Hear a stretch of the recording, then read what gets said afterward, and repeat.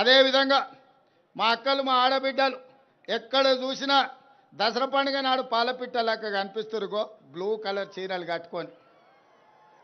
అవునా అక్క? ఎనడన్నా ఈడికొచ్చిన వేల మంది మా ఆడబిడ్డలను అడుగుతున్నా, ఇన్నేళ్ళు వాళ్ళు బతుకమ్మ చీరలు ఇచ్చారు, ఎనడన్నా బతుకమ్మ చీర కట్టుకొని పండుగ పూట అమ్మగారింటికి పోయినరా అక్క? బతుకమ్మ చీర ఇస్తే ఆడగట్టిరు, చేన్ల కాడ పందులను బెదిరియనికే కట్టిరు, పిట్టలు గింజలు తినకుంటుండనికే కట్టిండ్రు. ఎన్నడన్నా మనం కట్టుకున్నామా? బతుకమ్మ చీరలలో కూడా కమిషన్లు మెక్కి వాళ్ళ బతుకు జడ మీ చీరలలో కూడా కమిషన్లు మెక్కిరు. అందుకే దుమ్ము కొట్టుకుపోయి ఫామ్ హౌస్లో పడ్డారు. అందుకే ఇవాళ మా ఆడబిడ్డలకు, మా పుట్టింటి ఆడబిడ్డలకు పండుగ నాడు పెట్టే చీర సారె అని చెప్పి సమ్మక్క సారలమ్మ బిడ్డలకు సారె పేరు మీద చీర పెడితే వేలాది మంది ఇవాళ మా ఆడబిడ్డలు నన్ను ఆశీర్వదించడానికి మా తమ్ముడు వచ్చిండు, మా అన్న వచ్చిండు, మా రేవంత్ అన్న వచ్చిండు అని చెప్పి వేలాది మంది మీరు ఆశీర్వదించడానికి ఇక్కడికి వచ్చారు. ఈ చీర డిజైన్లో కానీ ఈ చీరల సెలెక్షన్లో కానీ సంపూర్ణంగా సీతక్క భాగస్వామ్యం తీసుకొని ఈ యొక్క అద్భుతమైన చీరల్ని మీకోసం తయారు చేయించారు. ఈ సంవత్సరం, పోయిన సంవత్సరం పాలపిట్ట రంగు చీరలు ఇచ్చినాం.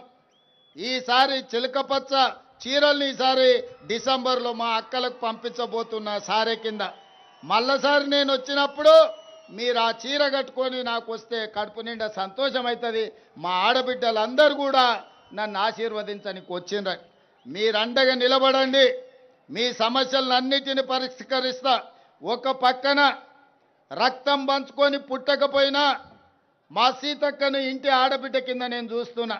ఇంకో పక్కన ఇంకొకడు ఉన్నాడు, రక్తం పంచుకొని తొడబుట్టిన ఆడబిడ్డను కూడా ఆస్తిలో భాగం ఇవ్వాల్సి వస్తుందని ఇంట్లోకెళ్ళి బయటికి మెడలు పట్టి దొబ్బిండు. ఇంత దుర్మార్గం ఉన్నది. సొంత చెల్లెలకే న్యాయం చేయలేనోడు తెలంగాణ రాష్ట్రంలో 2 కోట్ల మంది ఆడబిడ్డలకు న్యాయం చేస్తాడా? కన్న కొడుకు దుర్మార్గంగా వ్యవహరిస్తుంటే దౌడ మీదంగా పెట్టి కొట్టాల్సిన తండ్రి ఫామ్ హౌస్లో బోర్లో వండుకున్నాడు. కొడుకు తప్పుడోడైతే సరిదిద్దాల్సింది తండ్రి కాదా? ఇవాళ సొంత బిడ్డని ఇంట్లోకి వెళ్ళి బయటకు వెళ్ళగొడుతుంటే కొడుకు, తండ్రి మౌనంగా ఉన్నాడంటే ఆ నేరంలో తండ్రి కూడా సగం భాగం ఉన్నట్టే. అట్లాంటి తండ్రి కొడుకులు మన రాష్ట్రానికి దాపురించిండ్రు. వీళ్ళే ఈ తెలంగాణ రాష్ట్రానికి శనీశ్వరులు, తెలంగాణ రాష్ట్రాన్ని పట్టి పీడిస్తారు. అతనికంటే గనుడు ఆచంట మల్లన్న అన్నారు.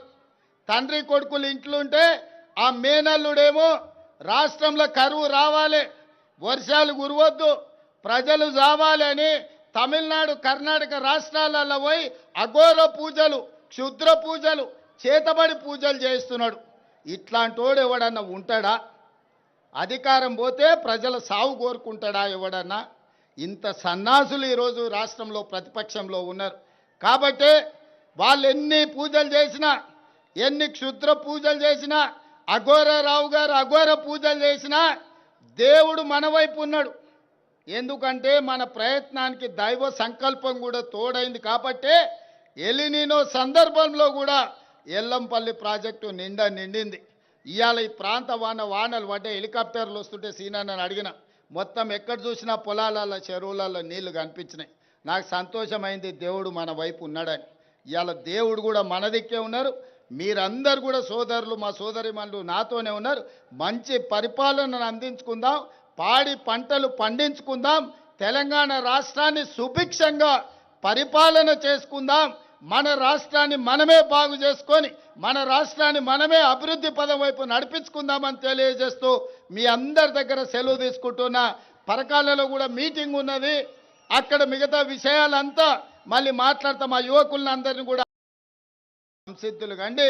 మీకు జర్మనీ, జపానీస్, కొరియన్ లాంగ్వేజ్ నేర్పించడానికి మన ప్రభుత్వం సంపూర్ణంగా ప్రయత్నం చేస్తుంది.